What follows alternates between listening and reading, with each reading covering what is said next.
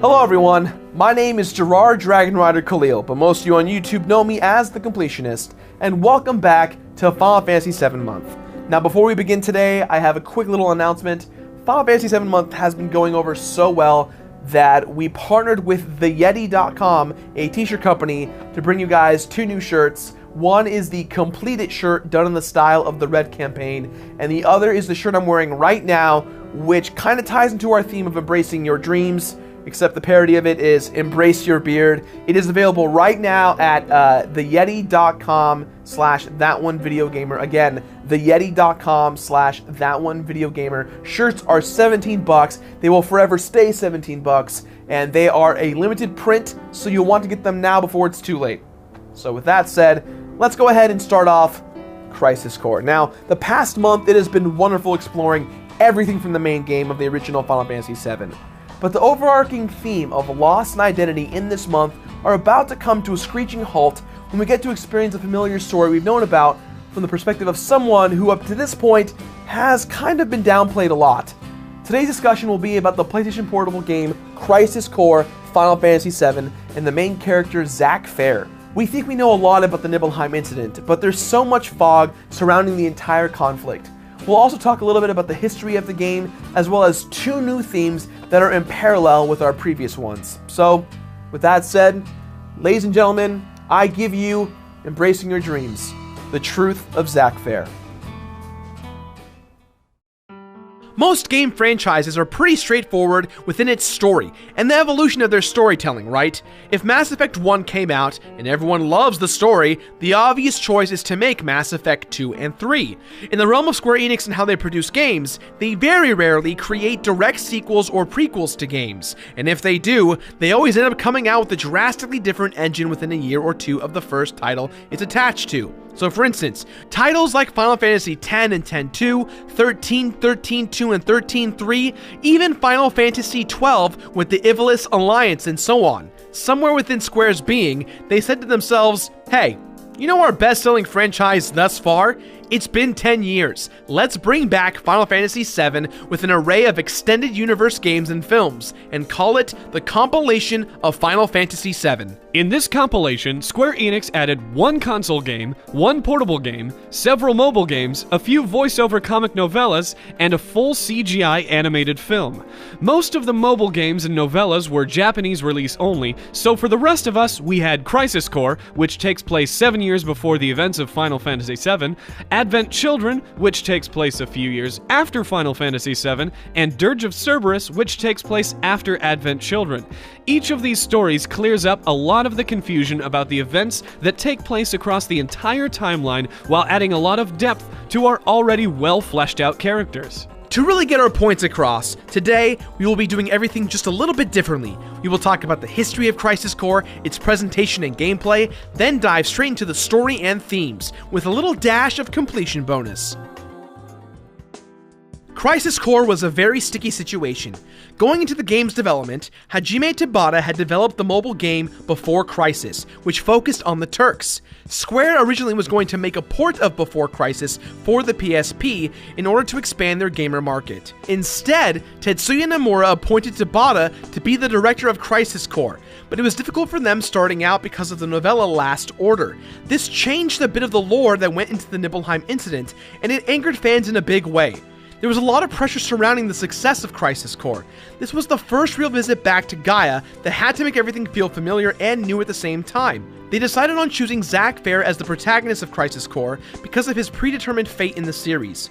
Zack's story had been sitting in such a minor role for nearly 10 years as conceptual art.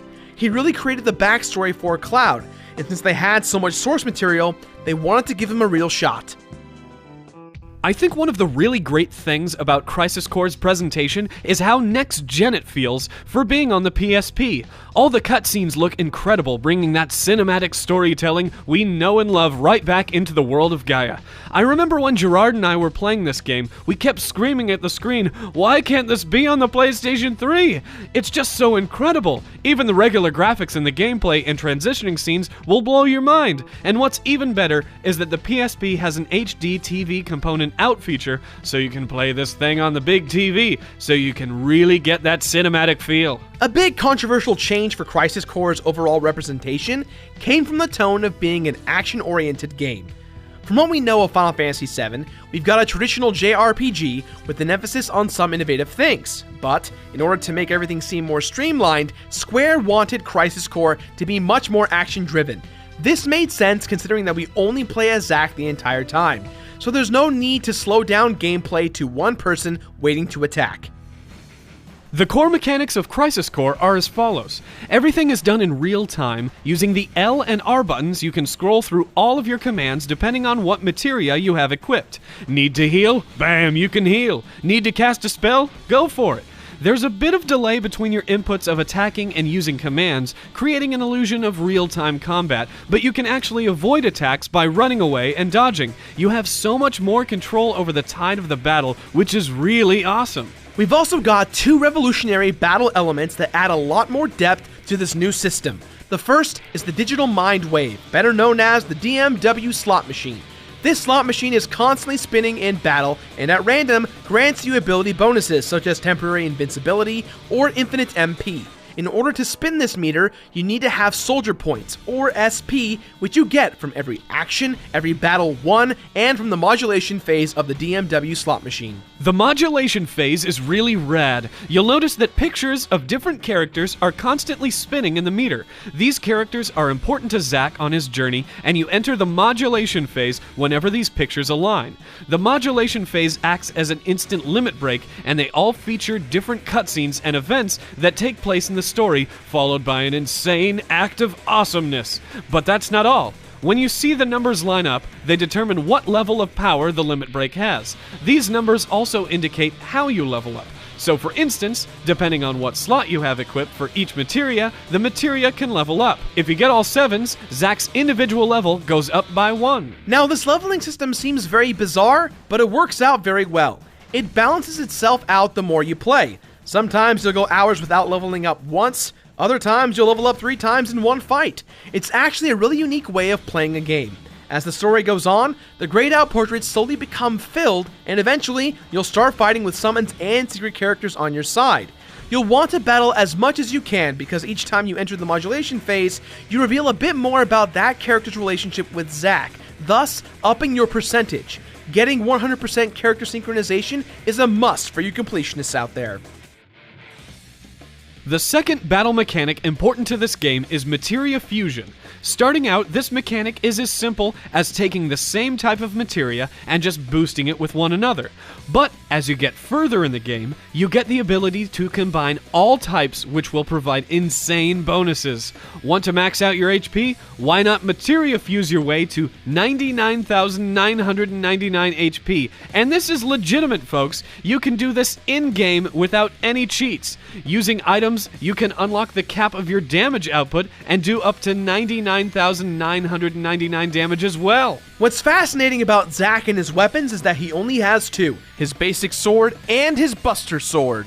And as our story moves on, you'll see there's no need for any other sword upgrades. The power is not in the sword, but in the man that uses it. Let's just get the completion bonus out of the way right now, as there's nothing that ruins the plot in this bonus.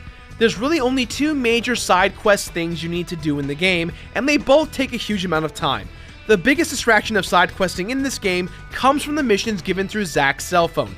These missions at first seem like a ton of fun, but unfortunately, they get very boring very quickly as they all involve the same thing. Randomly generated map, kill the monster you have to fight at the end of the area, fight monsters along the way while finding chests, rinse and repeat. There are some challenge maps that are fun, such as the ones tied to Yuffie and Wutai's past, and fighting the summons again is really awesome, but more or less, this will take you a long time. Is it worth it?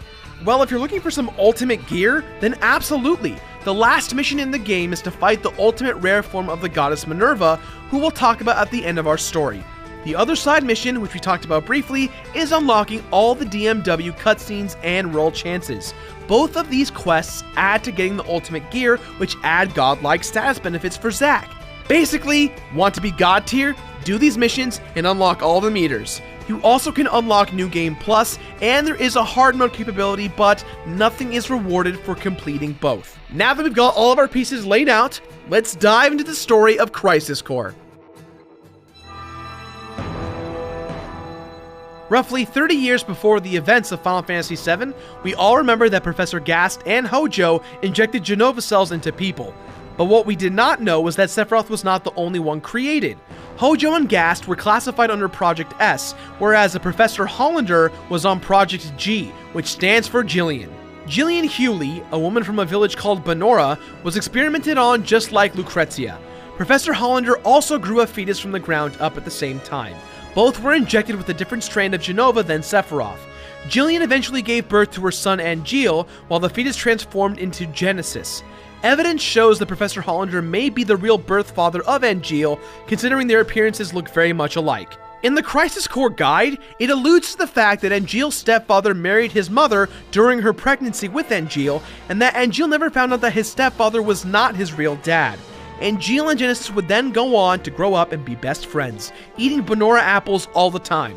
Genesis would go on to become obsessed with the show Loveless and base his entire life and being on the plot of the play. So, Loveless, the album by My Bloody Valentine referenced in Final Fantasy VII, plays an actual role in the plot for a character? That's pretty sweet. In the several times we end up running into Genesis, he constantly quotes the play.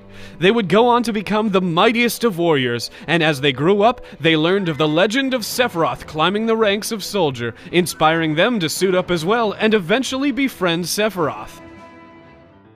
The main timeline of Crisis Core takes place 7 years before the events of Final Fantasy VII. Genesis and Sephiroth bicker about who has the highest rank of Soldier control, with Angeal being the heart of Soldier, training new trainees. Our story begins with Zack Fair, currently second-class Soldier, in the middle of what looks like to be a mission. This scene is incredibly ironic as it starts off the exact same way as Final Fantasy VII did, a train. Towards the end of this mission, Sephiroth shows up and looks like he's testing Zack to his limit. Upon this exchange, Sephiroth is about to best Zack when Angeal steps in, revealing that this whole mission was simply a simulation to help Zack train his skills. We start to see the beginnings of one of our themes that we will see unfold in this story: legacy. Zack looks up to Angeal tremendously, to the point where Zack models his role after him, someone who wants to be a hero no matter what comes his way. When Angeal intervenes, he reveals his personal weapon, the Buster Sword. In this, we realize that Zack does not own the Buster Sword yet. Zack is somewhat goofy but highly motivated to do the right thing. Unlike our theme of Final Fantasy VII, Zack does not have an identity crisis, but rather the exact opposite. He knows exactly who he is. In fact, in the entire Final Fantasy VII universe, Zack Fair is the only one who knows who he is, what he wants, and knows in his heart what's truly good and evil.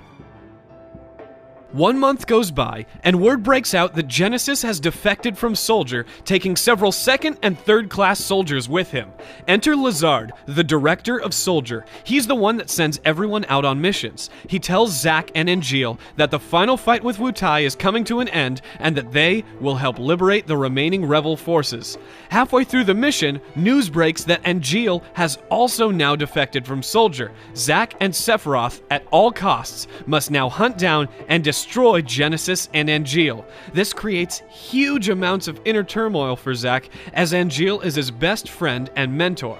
During the final moments of this mission, several soldiers and monsters that look like Genesis begin attacking Zack. Apparently, these are all Genesis clones and they work for Genesis.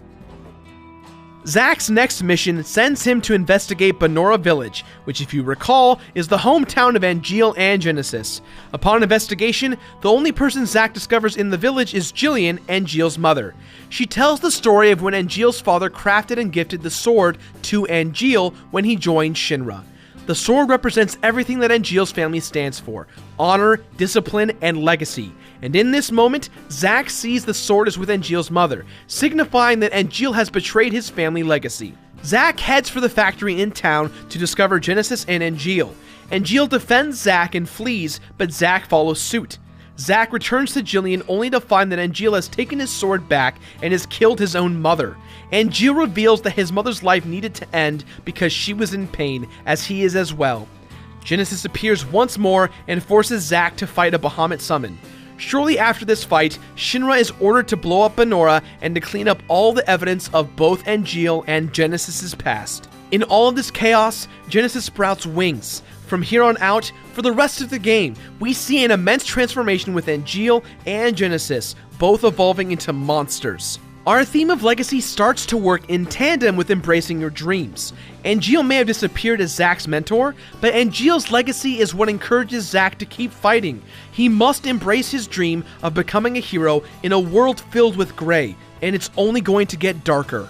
Zack gets promoted to first-class soldier, but you can tell he feels like he doesn't deserve it.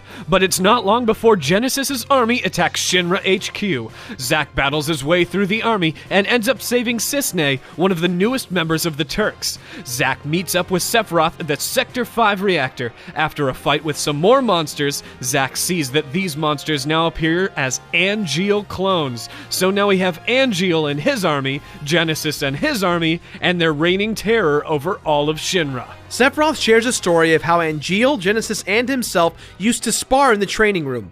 In this training room, the scene is painted for a fight to take place on the Junon Harbor Cannon. As they're fighting, Genesis gets tired of Sephiroth taunting him and Angeal, so he goes all in fighting Sephiroth. Sephiroth wins the fight and ends up injuring Genesis very badly. So badly that later on, we find out that Genesis received a blood transfusion from Angeal. The mixing of their two Genova cells, thanks to Hollander, now gives them the ability to clone themselves. However, because this whole process was experimental, the two are suffering from degradation, meaning they're withering away. Shortly after this story, Zack discovers an angry Angeal in the reactor. Angeal grows himself a pair of white wings, and we have a key moment where Angeal throws all of his discipline and honor aside and reveals his true intention: revenge on Shinra for turning him into a monster. Zack assures him that he's an angel because of his wings, but Angeal says, angels dream of one thing, to be human, and he attacks Zack, sending him down to the Sector 5 slums. Oh, the irony of the Sector 5 slums. Remember how Cloud fell through the church? Well, it turns out this is how Zack and Aerith meet, and unlike Cloud and Aerith, their relationship is very much a romantic one. We have a little fluff for our story in terms of side missions and such, but this is important because we do see Zack and Aerith's relationship begin. And as a reminder, Aerith is very young at this time, so this is her first and only real relationship. Zack's heart is pure, which makes this all the better. Eventually, Zack makes his way back to Shinra HQ, and of course, another fight with Genesis and Angeal's armies breaking out with Shinra.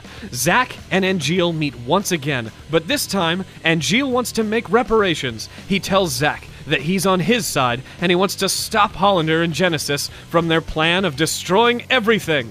Zack accepts, and the two of them meet up with Sephiroth to discuss a game plan. The group realizes that Hojo might be Genesis' next target, so Zack rushes off to stop him. The team shows up to stop Genesis from killing Hojo, yet Genesis retaliates with another form of Bahamut. After the fight, time passes to the next mission, where Zack must investigate the northern crater town of Medeoheim. Rumor has it there's activity here from Genesis and Angeal. Here, Zack meets their guide, which happens to be a young soldier named Cloud Strife. We have the beginning of a wonderful friendship, as these two see themselves in one another. Zack and Cloud find Hollander and Genesis. Genesis' degradation is horrible, and Hollander and Genesis are trying to find Genova cells to help stop the process. We have a near final fight with Genesis and Zack, with Zack defeating Genesis. Genesis seemingly accepts his fate and falls below. On the move, Zack finds Sang and Cloud harmed by Hollander, with a trail of Angeal clones littering the way. Zack meets up with Angeal, only to have Angeal go crazy, considering Zack is still Shinra. Hollander shows up and reveals that he is Angeal's father. Angeal is perfect according to Hollander, but Angeal thinks he's a perfect monster that must be stopped. Angeal tells Zack that Zack must kill Angeal in order to stop him. Angeal absorbs several clones of himself to become a big monster. After the fight is all said and done, Angeal, on his deathbed, gives Zack the Buster Sword, informing Zack that he must be his living legacy and will live on for the good of both of them. This is for you.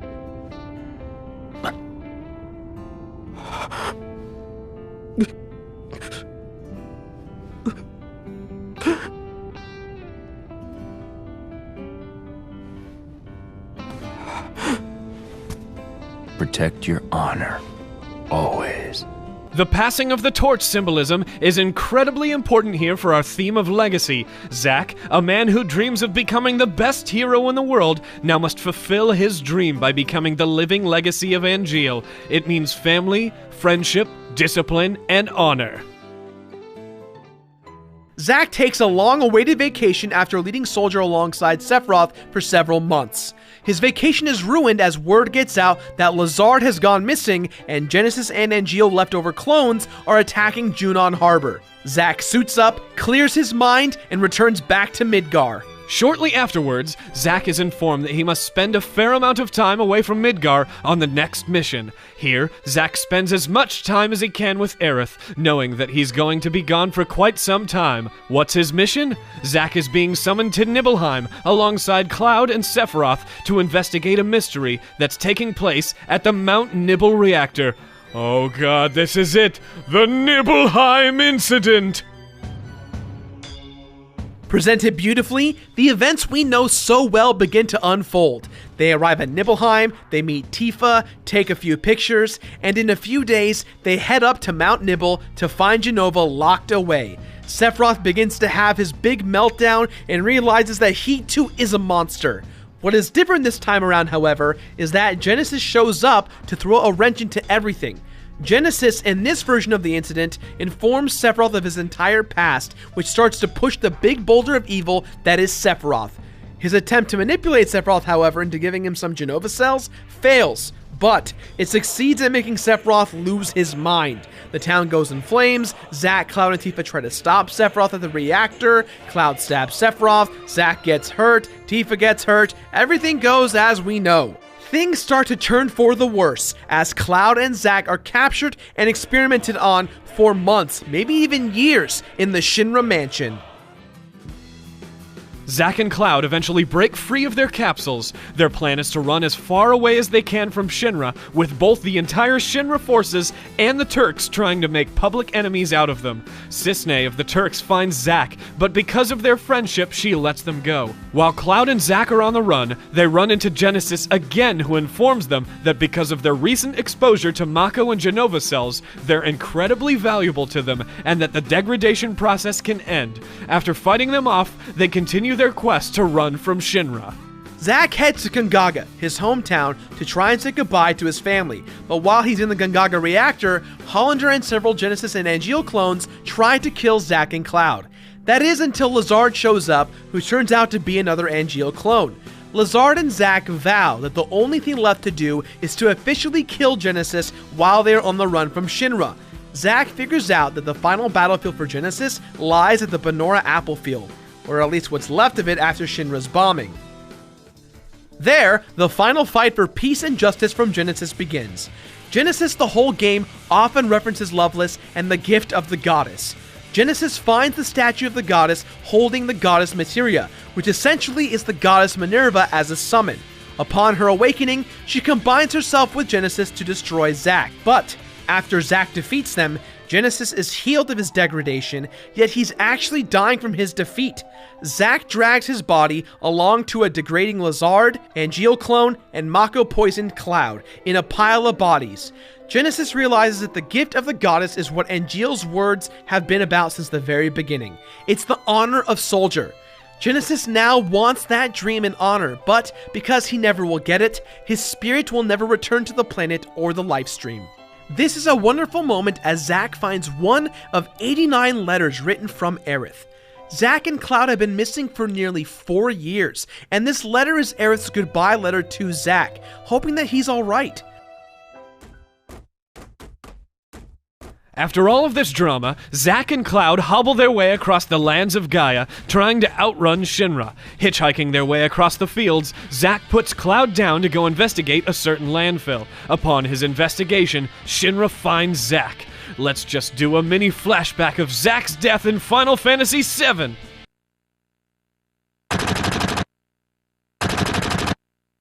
Well, that was too much of a build-up for that one. Now take that small event and turn it into this epic moment.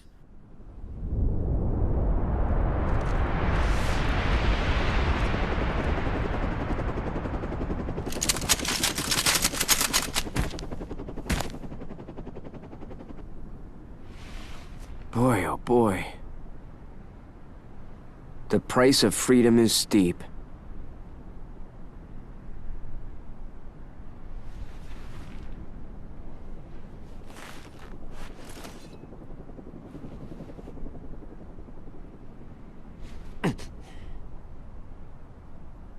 Embrace your dreams. And whatever happens, protect your honor. As soldier! Come and get it! Much more effective, don't you think? This is what our theme of Legacy has been building up to. Think about all that's happened. Angeal, Genesis, Sephiroth. They've all transformed into monsters who were built on foundations of becoming a hero and honoring soldier. All of whom lost themselves and their identities to a large extent. Whereas Zack, this entire time, has known since the beginning who he is, what he wants, and what is important to him. And what unfolds is one of the most iconic death scenes ever. There's no way to survive this battle, and as the fight goes on, Zack's digital mind wave meter begins to degrade, showing final moments of Zack's life as he fights. It's as if he's saying goodbye to everyone he has ever loved. The dust begins to settle, but only to reveal that Zack has almost survived the entirety of the onslaught. In his final moments, he says goodbye to Aerith as he is shot down in dramatic gunfire. I think for fear of ruining this scene, I'll let the ending speak for itself.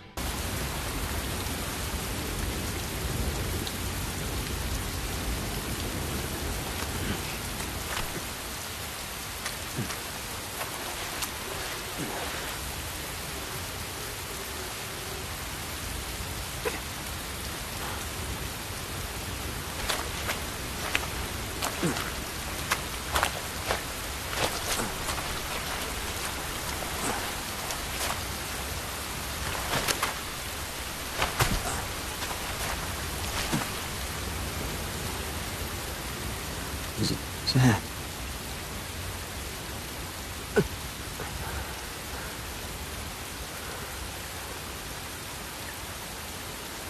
For the both of us.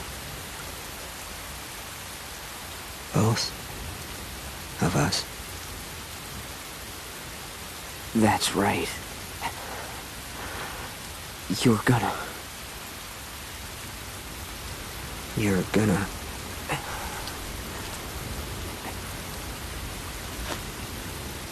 live.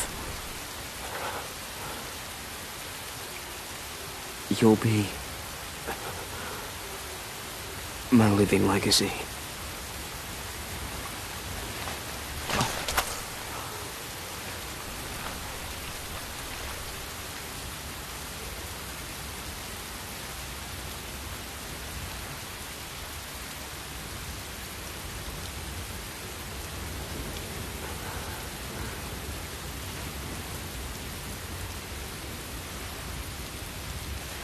My honor.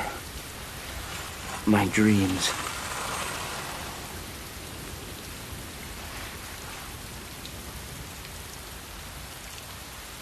They're yours now.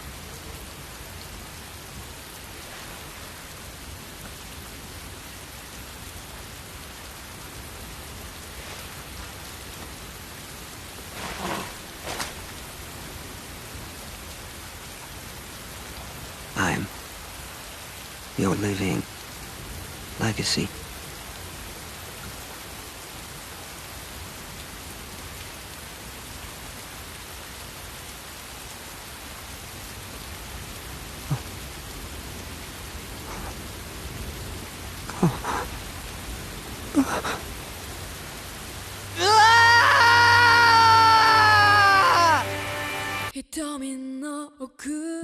In these final moments, we realize how important embracing your dreams was for one person. In a world filled with evil, corporation corruption, confusion, loss and identity, to downright selfishness, one man fought hard to be that living legacy and embraced his dream to his last breath. After the credits are over, the intro for Final Fantasy VII starts just as we know it from the earlier days. Aerith walking through the slums, Cloud on the train with new resolve in mind. Cloud thinks that his memories are Zack's, and our big quest and mystery for Cloud is about to begin. So that's what it means to embrace your dream, to be someone's living legacy and to always do the right thing. It seems simple, right? As a hero, it's the most important thing to do, the right thing. But in the world of Gaia, it's filled with so much areas of gray, just like our own world. There's so much right and wrong in the world, it's truly hard to find yourself. But Zack Fair, from the moment he joined Soldier, to the last time he saw Aerith, to the final events of his life, he never gave up. He knew what it meant. Zack Fair, the hero that everyone forgot about, who clearly valued one important thing: embracing your dreams to the fullest potential. Again, thank you everyone one more time for joining us in this amazing tale of Zack Fair. But now let's change gears for next week as we dive into the events that take place after Final Fantasy VII. Let us take an in-depth look at Gaia and life after Sephiroth and Meteor, and how everyone's doing in the animated film of Advent Children Final Fantasy VII. Don't forget, you guys can pick up your brand new shirts, the completed design, as well as embracing your beard over at theyeti.com/ThatOneVideoGamer for $17. With that said, guys, we'll see you next week.